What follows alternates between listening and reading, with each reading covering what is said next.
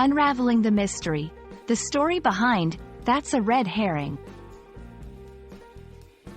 Hello, everyone. Welcome back to our channel.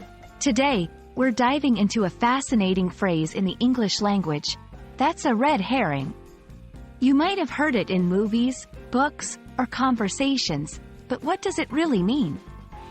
Stay with us as we explore its origin, meaning, and how you can use it effectively in your English conversations.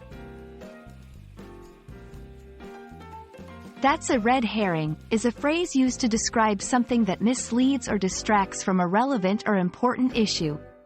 It refers to a piece of information or argument that draws attention away from the main question or topic.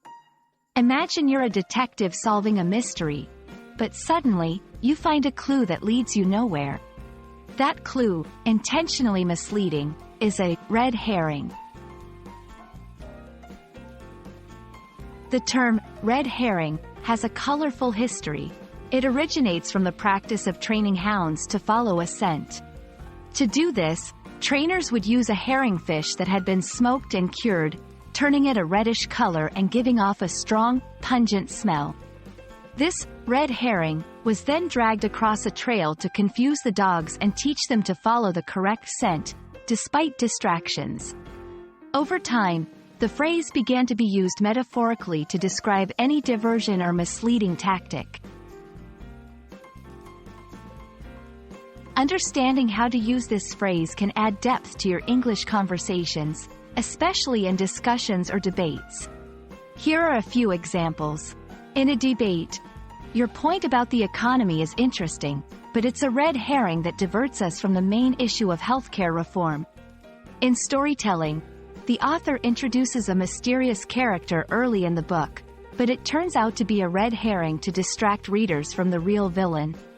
In everyday conversation, we thought the strange noise in the kitchen was a serious problem, but it was just a red herring caused by the wind.